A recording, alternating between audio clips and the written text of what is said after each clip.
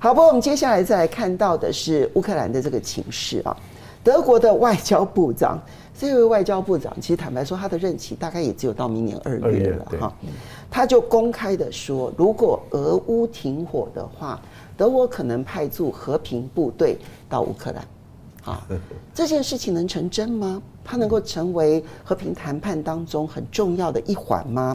另外呢，北约呢是警告川普说如果呢乌克兰屈服于俄罗斯的话，那中国啦、伊朗啦、北韩啦都会成为可怕的威胁。但这一个威胁川普有用吗？然后第三呢，我们来看一下北韩跟俄罗斯所签的全面战略伙伴关系协约已经正式生效了那当然这个其实他们已经在执行当中了，所以我们这边还是很快的这个请教一下介大使，如何的来看待俄乌战场。其实德国外交部长他算是非常挺乌克兰的，那他这个说法也说明了他其实很清楚的知道乌克兰已经不可能再拿回自己原本的领土了。那现在他接下来就是缓冲区，那怎么样子有人来执行这些安全维护的事情？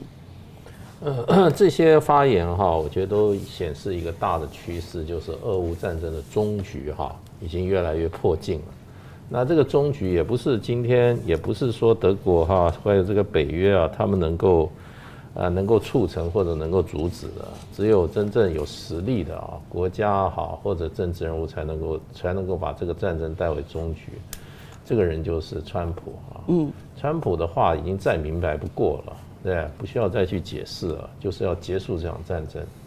那怎么结束的话，他也没有告诉他今天是要谁胜利谁失败，因为川普在接受访问的时候，竞选的时候，那个记者就问过他这个问题他说你的结束乌克兰战争是代表乌克兰胜利吗？他不回答，川普不回答，我就是要结束战争，停止这种人命的上升嘛。所以呢，这个基本上就是要结束了。我觉得对俄罗斯来讲，他现在是什么呢？他现在就是说你川普你等一下，你要结束你要看我的意思。就是说结束，你没有条件，我有条件我的条件你还没有拿出来所以就会变成这个基本上，川普真正将来面临最大的一个谈判对象是普丁因为很多结束停战，那你给我的那2万多项那些制裁，那就不当回事吗？所以要停战的话，还要看普丁怎么说。所以现在就变成是这普丁跟这个跟川普2个人的一场游戏了。那其他这些德国外长没有谈，他没有发言的条件对不对？你说这个北约这个吕特，他是个雇员他实力在哪里国际政治上讲的是实力你德国有什么实力？他连国际法都不清楚，你要办和平部队，你要联合国授权联合国会同意你去授权去。俄罗斯就在那里，要不然你就是非法派军进入他国领土，这点常识都没有的人可以当德国外长，不是丢人吗？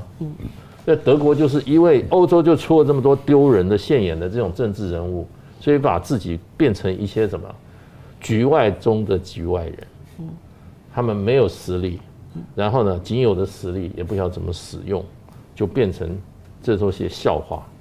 这个跟这个小丑，德国这个外长跟个小丑一样，丢人现眼。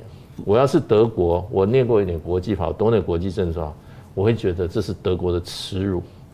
那这个吕特的话，你是说你如果说你今天是公司的 CEO， 你上面只有一个董事会的话，你还有更多的发言权。你上面有20几个老板，你在那边讲什么对不对？你这个基本上这些人，我觉得在国际政治上我们来讲，就是说边缘人讲一些自以为没有那个实力讲的话，我听都懒得听，都不必讨论。今后就是看普丁，然后呢，今后就是看这个川普怎么结束这种战局。那剩下来的我觉得都是在那边哀鸣，或者说不自量力的发言。那这个局这一天很快就要到了。那真正在阻扰这个局的呢，基本上还有一位实力派人物，就叫拜登。你以为今天叙利亚战争突然从天而降吗？你以为今天韩国这个政局从天而降吗？拜登已经告诉他了，我在一天我就要发挥的影响力。下台2个月之前，放宽泽伦斯基使用美制武器去打俄罗斯领土，这是一个非常可恶的决定啊！但他还是照做。那让叙利亚战争再重新燃起，让韩国半岛陷入混乱。这个才是这是很符合他一向的行事风格啊。所以我觉得就变成就是说，还剩下45天嘛。那俄乌战局决定性发展很快就要产生了。可是最大在主脑这个的话，我觉得倒还不见得是普丁，倒是拜登啊。所以最垂死的动物是最危险的啊。所以这个是历史上的铁律了。好，我们这边请教赖老师，刚刚介大使讲了一个重点，就是不管德国外交部长怎么说，或者是北约的秘书长怎么说，其实他们已经没有决定俄乌战争的实力了。没有实力，其实他反而现在发出来的更像是哀鸣乌克兰战争打了1000多天的时间，其结果是乌克兰就必须要损失1/5的领土，甚至于也许会更多，因为最后的战局或什么变化都还不晓得。但是真正有影响力的，现在3个 player 拜登是现在有影响力，而他的目的是不能谈判，所以他会如何让这个不能谈判这件事情实现？而想要结束的是川普，因为他不想要再支持乌克兰了。但是普丁现在呢，他反而是冲着你川普想结束而开始在喊价。那他到底会喊多少的价码？我们现在不确定。所以你怎么去看这3个 player 的交易？确实啊，因为俄乌的问题啊，那个乌克兰本身当事人，还有北约的秘书长，欧洲所有的国家，其实没有多大的发言权啊，因为决定不在他们，主要的决定就是在美国跟俄罗斯，确实是这2个国家而已。那现在的情况是，拜登还能有多少的空间？其实他空间也很小了啊，因为他能够提供给乌克兰的这些军援也越来越有限了啊。这是第一个。第二个呢，对俄罗斯来讲的话，他比较关注的，也就是说，在最后的这1个多月的任期内，拜登会不会允许乌克兰使用更大规模的杀伤武器去对付俄罗斯？所以俄罗斯在这段时间内不断的在提醒，就是他的核战略理论，也就是它的这个导弹，中程的导弹，它这个学说，它这个理论，它的讯号是很明确的。那你如果真的要试的话，那就来试看看啊！我想拉夫罗夫在这段时间不断的在放出这个讯息，就是提醒欧洲的国家、北约还有美国，就是你如果真的要试的话，那你不要挑战我们俄罗斯的决心跟意志。那当然，现在的情况就看这个川普能约束多少拜登。免得拜登玩火玩的太超过了。但这2个竞争者没有错，但是问题就在于说，因为川普已经一直在任命人了嘛，所以如果说最后俄乌的问题是一发不可收拾，那这个后果责任，川普有可能他要来清算这个拜登的，这个不能排除。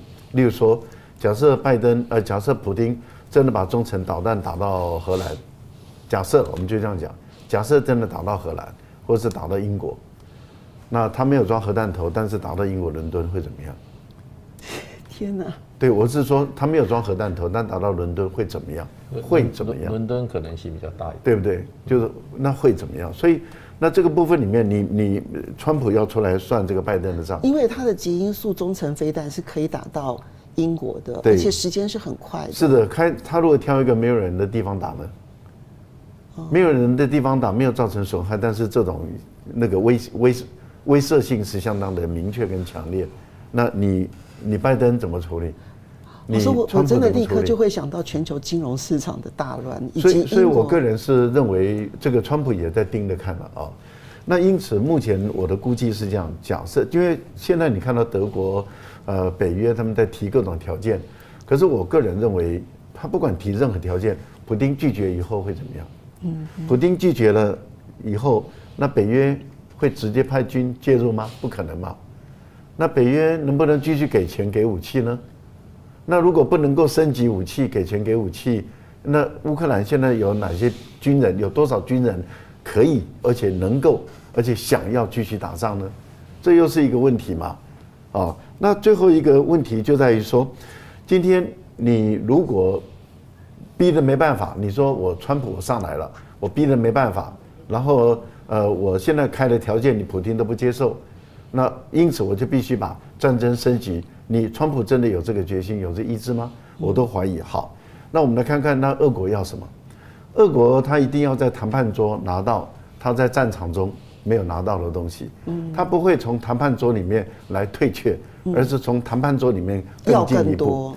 那第一步他要的就是解除全面性的制裁，刚刚文吉兄所说的，这么多的制裁你要给我解除，这一解除的话，那你北约欧洲的颜面何在啊？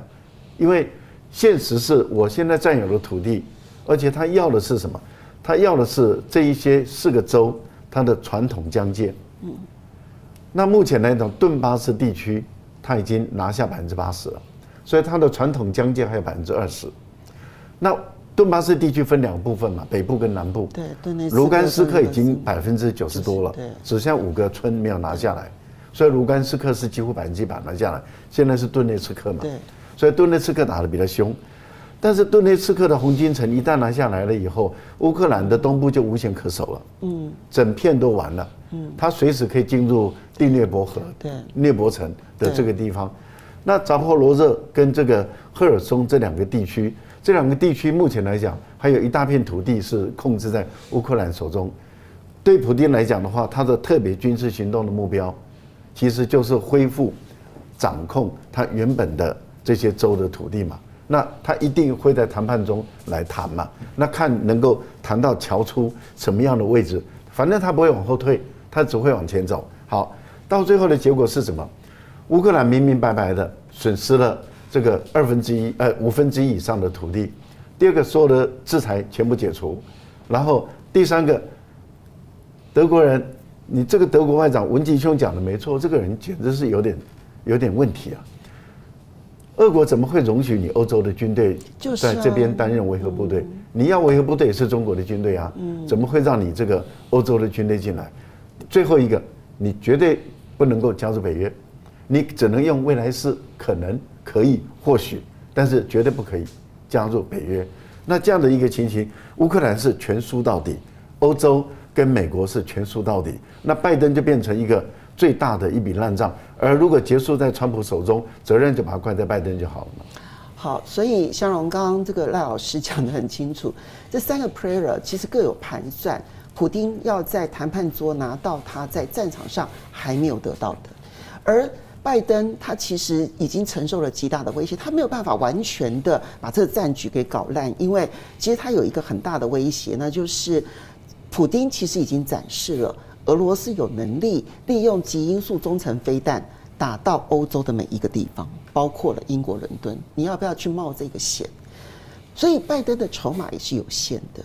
而川普他最大的筹码就是，反正他一切的让步，通通都是拜登的错，他只要做到这件事情就好了。所以，乌克兰真的是一个待宰的羔羊在餐桌上。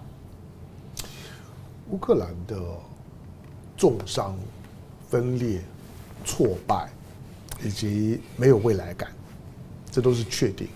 从2022年就确定了。就是当战争发生的时候，今天我们并不需要等到泽伦斯基出来，好像口头上面承认他不可能用武力去收复失土，才知道这个结果。他只能告诉我们，就说这2年多以来，大家都沉醉在西方的宣传体系的那种的战争宣传里头，证明就是说那都是梦幻。就是今天你终要认清现实，打越久。尤其现在，你每天呢从战场上面传出来的都是那种崩溃式的，这种的战果，就是整个的信心溃散。因为美国的选举的结果，让乌克兰的信心没有办法支撑，大家已经进到了一个相互指责。大家指责乌克兰说呢，你的兵源是不够的，战斗意志是不够的。乌克兰说你给我的武器是不够的。这些对话其实对战争、对冲突的解决没有任何的意义。它纯粹就只是大家要推卸责任。或者你从最近的西方体系的对话内容来看，大家都在抓战犯，要开始呢准备做战败处理。那败战处理是一件很残酷的事，一定会有人成为战犯，成为清算的对象。泽伦斯基当然首当其冲，他现在在国际上面的声援的力道呢，已经几乎快没有了。而在西方来讲，在国内来讲，现在呢民众呢对他的支持也已经呢非常非常弱了。好，但是这个乌克兰的战争呢，会用怎么样的方式来结束？它真正的关键呢是在北约。北约呢，这个1951年呢，就正式成立运作的体系，他要第一次呢，要开始去遭遇到他失败。北约从来没有失败过。北约在过去呢，那种呢非常强大的信心，让加入，你想到俄乌战争发生之后，都还有这么多的，就是东欧跟北欧的国家争先恐后要加入北约。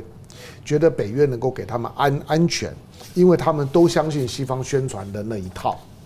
可是那是因为在过去呢几十年来，北约呢没有失败过。北约除了可以眼睁睁的看着华沙公约组织的崩溃 ，OK， 这个是第一个。第二个呢是北约呢在过去的。不管是跟着美国叫北约的就跟着走去打阿富汗去打伊拉克，反正呢北约呢过去都是很兴奋的跟着呢美国呢到处去烧杀掳掠。在欧洲呢，他们只有呢打塞尔维亚，打塞尔维亚呢斗定尼甘轻轻松松的事情。可是北约的存在终究是面对俄罗斯，这场的战争是北约的第一场真正的战争。可是这场的战争最后的结果，只要以现状达成停火，它就是意味着北约的失败。北约失败之后呢，如何呢让北约信心溃散？还能够呢维持北约的那种的团结的未来呢，还能够应对危机的情况，是美国跟欧洲主要国家最大的风险。所以吕特会这样子喊话，也不纯粹是为了乌克兰的哀鸣，而也不纯粹是说啊，你们中国的威胁、伊朗的威胁。其实真正的问题是他怕他所掌管的这个北约出了大状况。北约现在本来就是这特别是在特朗普上来了之后，川普上来了之后，他本来呢对北约的兴趣就不是这么高，他一直把这种呢北约的存在当作是个谈判的筹码，你们要增加军费，你们要多买军火，所以北约本来就很没有安全感。那战争如果是用这种的2年将近3年的时间，最后草结束，北约会重伤的。以后就说北约的成员呢，会对北约的未来非常的没有信心。你只要真的打一场仗呢，你就发现北约经不起考验。在过去所有的那些打第三世界国家的那种的水平，那个都没有意义，那都只是演习而已。可是真的打一场战争的时候，发现了打不下去的时候，北约的存在的价值在哪里？所以北约未来在美国呢失去领导的情况之下，他跟美国的矛盾，一旦乌克兰的战争用这种方式草的结束，北约的内部的矛盾就出现了。美国还能不能领导北约？北约还要相信美国。在那种情况下面，北约内部的分崩离析对每个国家来讲都很困难。现在呢，欧洲的每个主要的国家都遭遇到相同的情况，它的政局都在剧烈的改变。而新上来的政客都是缺乏国际经验的这政客，讲的呢满口的都是那种内部政治的语言。你说卢比欧吗？对，基本上面都是内部政治的语言。可是呢，对国际政治呢都一窍不通，所以这些人要去处理呢大国政治的问题，难度是非常高的。国际政治呢正进到深水区，随时都有灭顶的风险。好，你说美国还能够领导北约吗？可能也有一个关键，就是川普还真的想要让美国去领导北约吗？我觉得这是一个很大的一个问题。